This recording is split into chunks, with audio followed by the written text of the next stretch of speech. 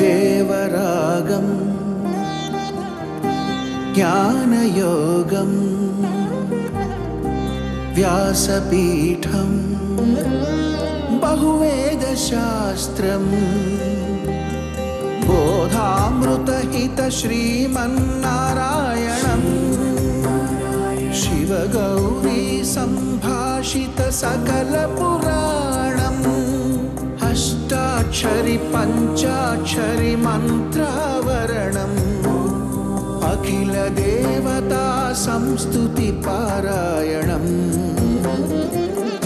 జయ మంగళకరమీ ప్రవచన శ్రవణం అనుదినము శుభము సుఖము జీవన గమనం దేవరాగం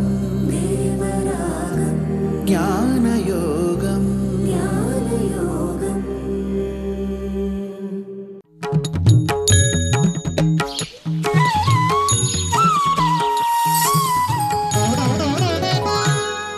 ఆపదామపహర్తారం దాతారం సర్వసంపదాం లోకాభిరామం శ్రీరామం భూయో భూయో నమామ్యహం.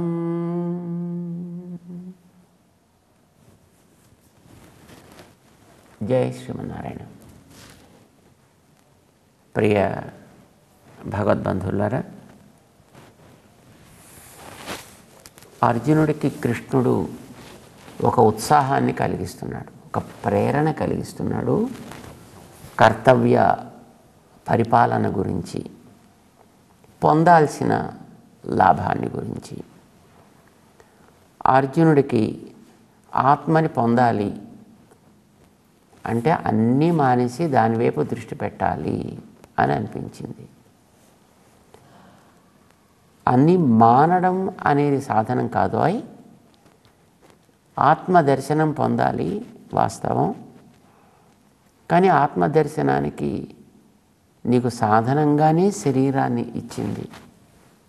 ఆ శరీరాన్ని జాగ్రత్తగా వాడుకొని అది ఏ పని కోసం, ఎలాంటి పని కోసం ఇవ్వడం జరిగిందో ఆ పనిని అలా సవ్యంగా చేయగలిగితే నీకు చక్కగా ఆత్మసాక్షాత్కారం ఏర్పడుతుంది.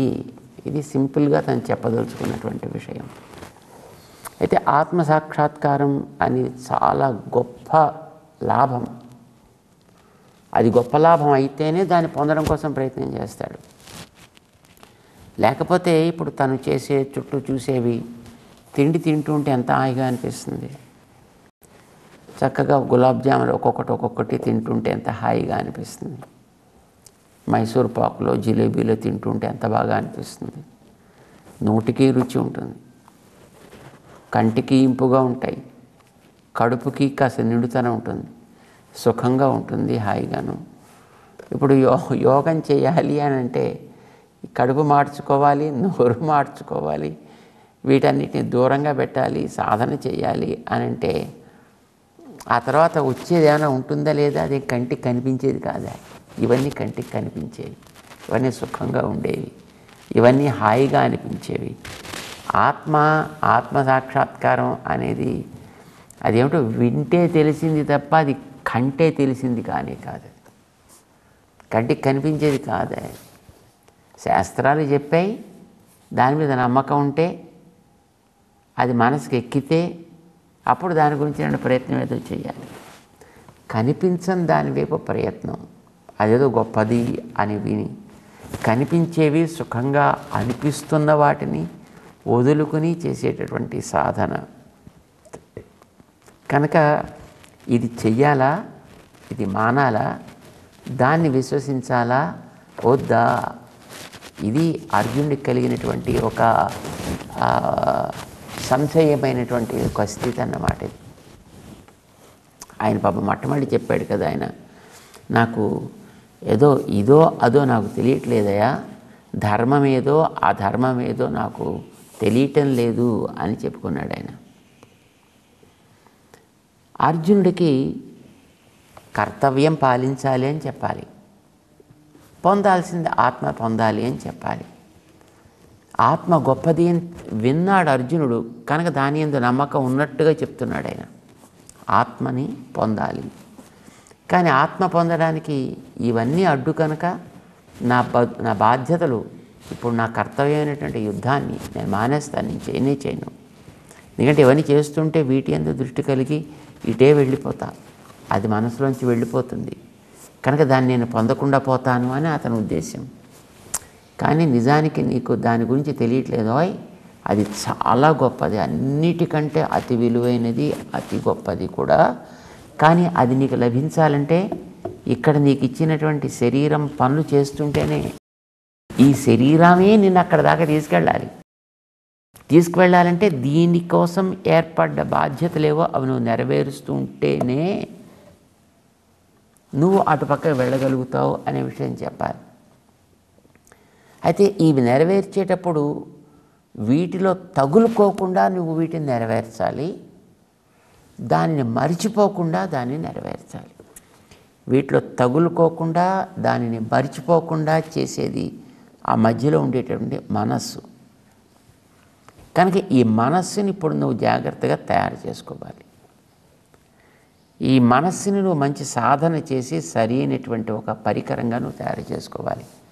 ఏం పరికరంగా తయారు చేసుకోవాలి అంటే అది విలువైనది, ఇవి విలువ అయినవి కావు, ఇవి శాశ్వతం కావు కనుక వీటిని పాటిస్తున్నా వీటిలో తగులుకోకుండా, అది మనకి కంటికి కనిపించకపోయినా ఇంద్రియాలకి గోచరించకపోయినా ఏ రకంగానూ కూడా దాన్ని అనుభవించడానికి మనకంటూ ఏ ఇంద్రియాలకి అందేది కాదు కదా, అది అతీంద్రియం. అది అయినప్పటికీ కూడా అది మనకి లభిస్తుంది అనే ఒక విశ్వాసంతో నువ్వు పనిచేయాలి.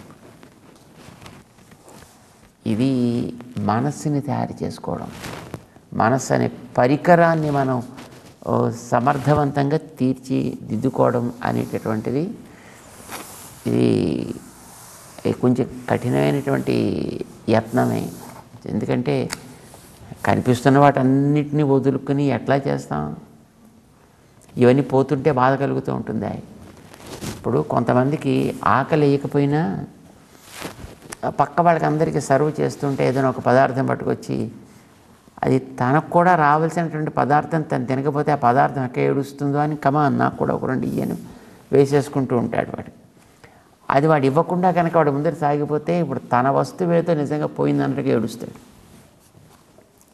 కొంతమంది లాటరీకి టికెట్లు కడతారండి, అదేదో ఒక ₹1 కోటి వచ్చేది అని అనుకుందాం. లాటరీ కట్టాడు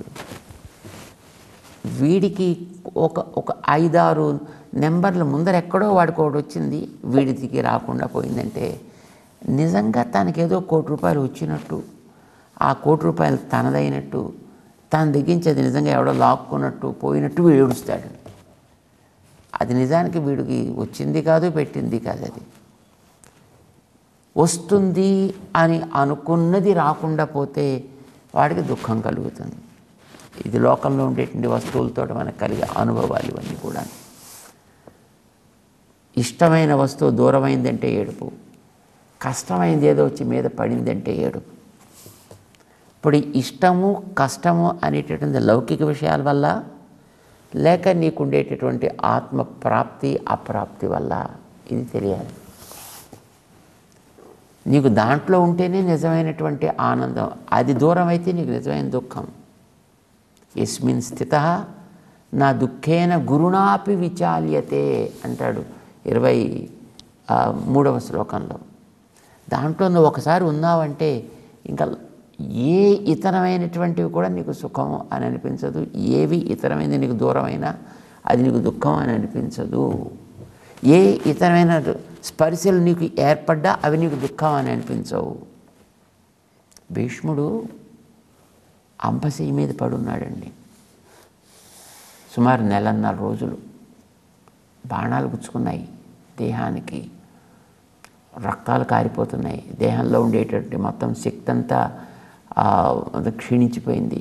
అయినా బాణాలు గుచ్చుకున్నాయంటే మంటలు మండుతూనే ఉంటాయి కదా, దుఃఖమే కదా అది.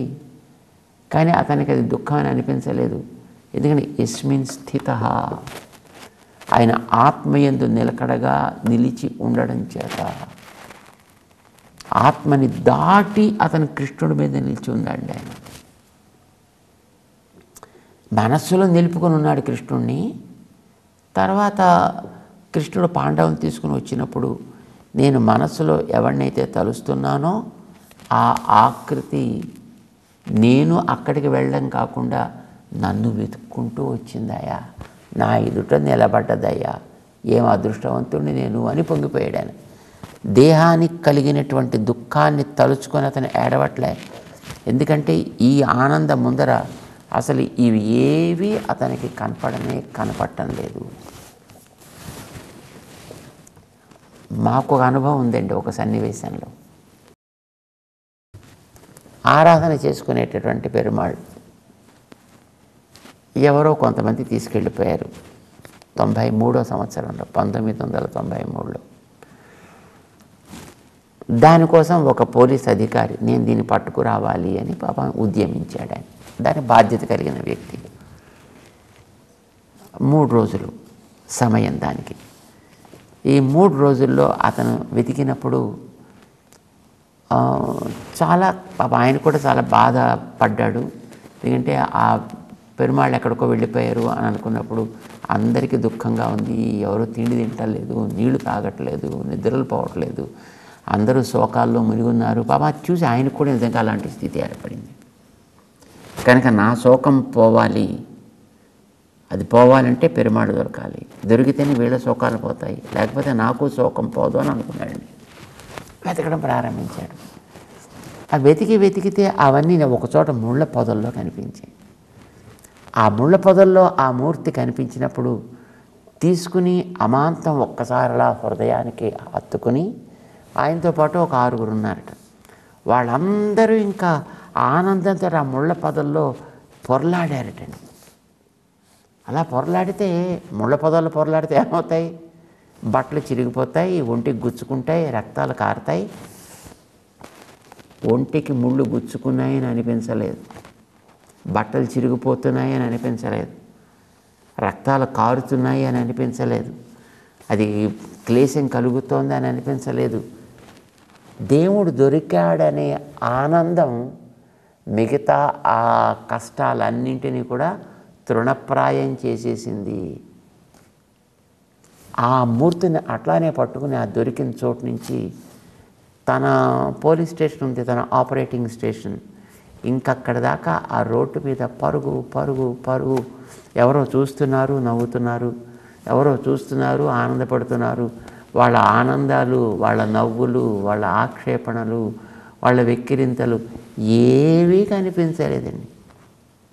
యస్మిన్ స్థిత న దుఃఖేన గురుణాపి విచాల్యతే అనడానికి అది ఓ ప్రత్యక్ష నిదర్శనంలాగా అనిపించింది అన్నమాట. అంటే అతనికి లక్ష్యమైనటువంటి భగవంతుడు దొరికాడు అని అనుకున్న ఆనందం ముందర ఇంకా మిగతావన్నీ ఏవి శరీరానికి ఏమైనా లెక్కలేదు, మనస్సుకి ఏమైనా లెక్కలేదు, ఎవరు తిట్టుకున్నా ఎవరు పొగుడుకున్నా ఏమీ తనకి కనిపించలేదు ఆ అధికారికి అప్పట్లో అన్నమాట. ఆత్మని గురించినటువంటి దృష్టి కలిగిన వాడికి అలా ఉంటుంది. కర్తవ్యాన్ని మానలా, కర్తవ్యాన్ని పరిపాలన చేస్తూ ఆనందాన్ని పొందినటువంటి స్థితి అది. అర్జున నీకేనా అంతేనయా, నువ్వు ఇప్పుడు యుద్ధం చేయాలి. ఒకవేళ నా దుఃఖేన గురుణా, ఏదో నీకు గొప్ప కష్టం కలిగించేది యుద్ధం చేస్తుంటే ఎస్ వాళ్ళు బాణాలు వేస్తారు, నువ్వు బాణాలు వేస్తావు, బాణాలు తగులుతాయి, బాణాల వల్ల కష్టాలు వస్తాయి. అది పెద్ద కష్టం కదా. అప్పుడప్పుడు ఒక్కొక్కసారి చెయ్యి విరిగిపోవచ్చు, కాలు విరిగిపోవచ్చు, రథం విరిగిపోవచ్చు, ధనస్సు విరిగిపోవచ్చు, గుర్రాలు పోవచ్చు, సారథి పోవచ్చు, ఏవైనా కావచ్చు. కానీ నిజానికి అది ఆ దుఃఖం ఎక్కువ కాదంటారు మన రామానుజాచార్య స్వామి. అది పెద్ద దుఃఖం కాదయా. లేక లేక కలిగిన పిల్లాడు, అతి గుణవంతుడైనటువంటి పిల్లవాడు దూరం అయ్యాడు అనుకోండి, ఆ తండ్రికి కలిగే దుఃఖం ఎట్లా ఉంటుంది? అది భరించడానికి శక్యం కానిటువంటి దుఃఖం కదా. రామచంద్రుడు లాంటి ఉత్తముడు బుద్ధిమంతుడైనటువంటి పిల్లవాడు తనను వదిలిపెట్టి దూరం అయ్యాడు అని అనుకున్నప్పుడు దశరథుడికి కలిగిన దుఃఖం ప్రాణం పోయేంతవరకు అయిపోయింది కదా. అది గురుణా దుఃఖేన న విచాల్యతే.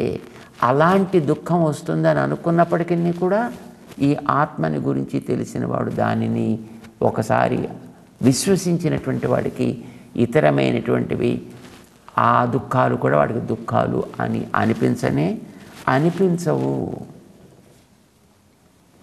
అలాంటి స్థితి కలగాలి. ఆ స్థితి నీకు రావాలి. ఇది నీకు లభిస్తుంది నీ కర్తవ్యాన్ని పరిపాలన చేయడం చేత.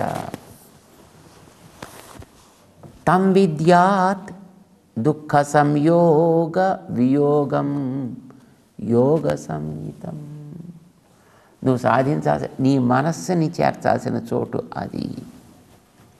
ఆ యోగం నీకు ఏర్పడాలి. అది దుఃఖ సంయోగ వియోగం. దుఃఖం అనేటటువంటిది అక్కడ ఎప్పుడు రానే రాదు.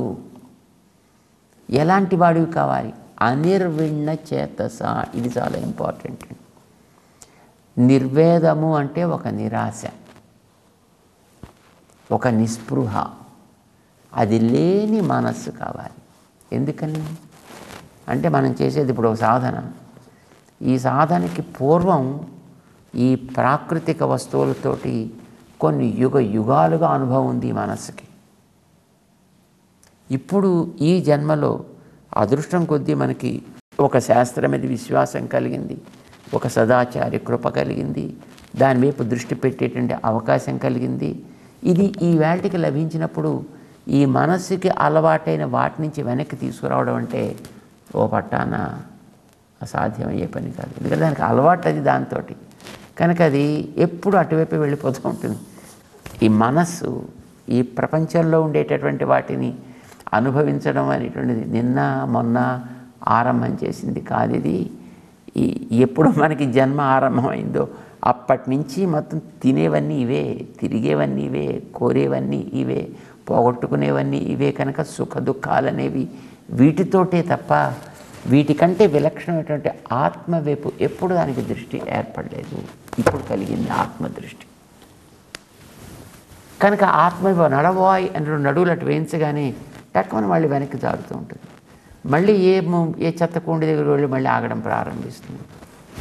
సో మనస్సు అట్లాగా సతతము 1కి 2 3 10 20 100 50 ఇలా తిరుగుతుంటే అది జారిపోతుంటే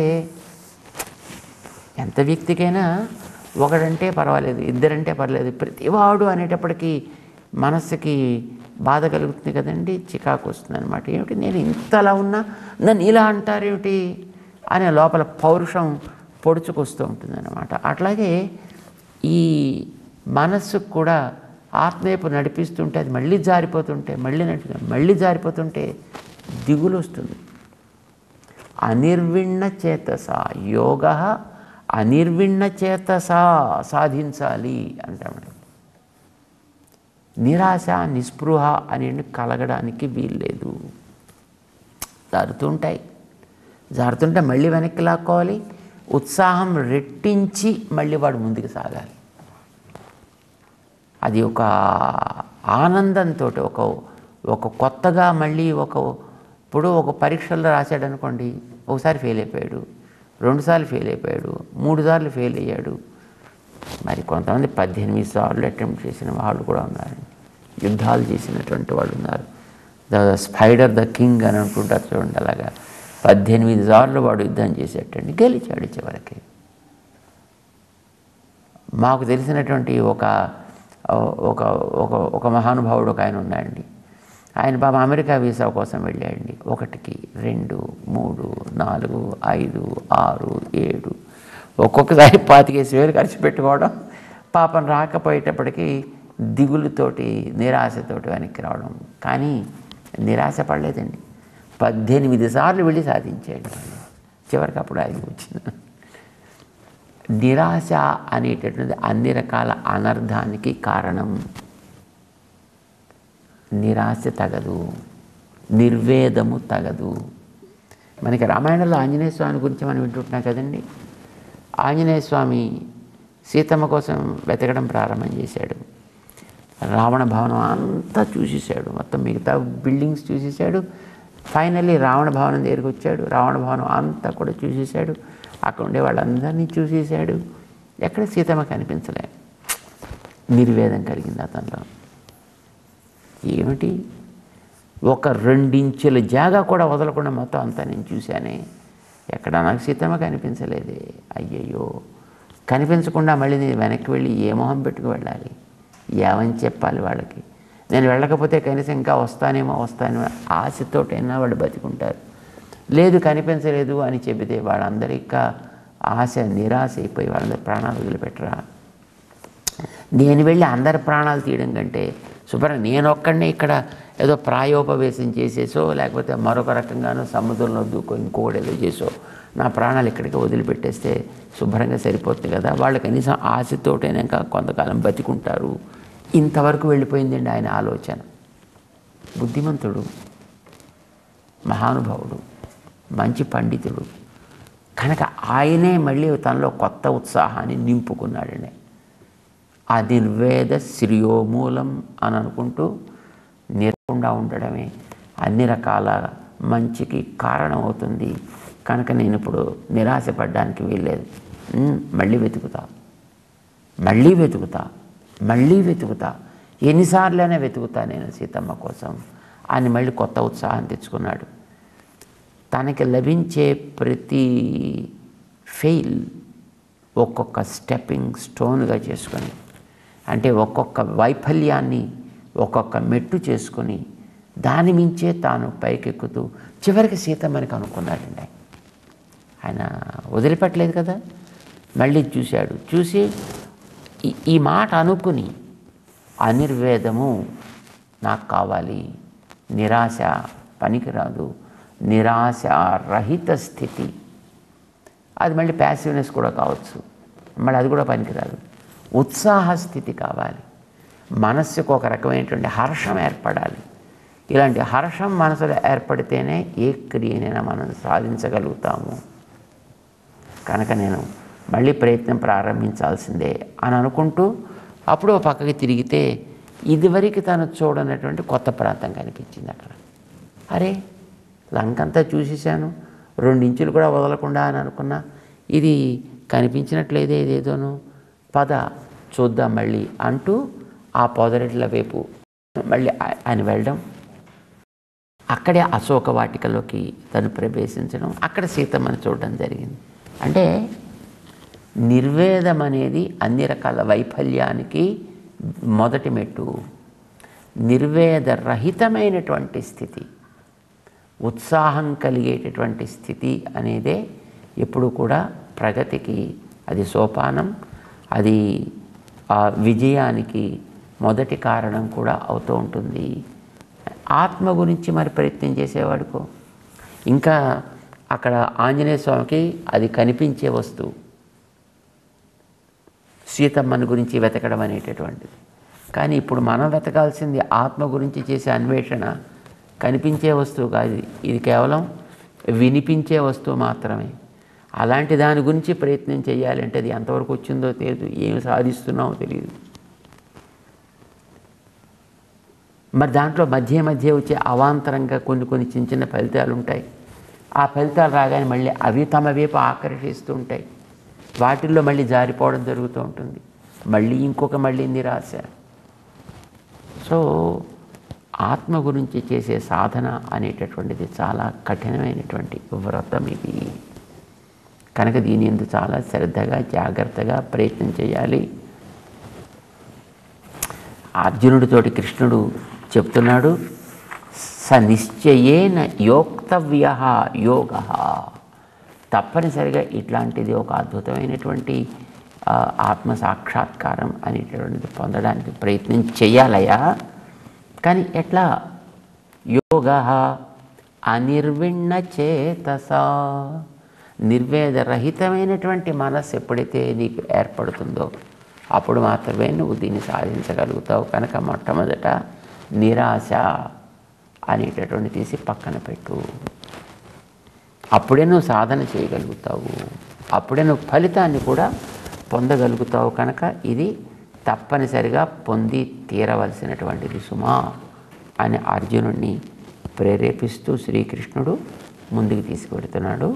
6వ అధ్యాయం 23వ శ్లోకం నుంచి తెలుసుకునే ప్రయత్నం చేద్దాం. జై శ్రీమన్నారాయణ.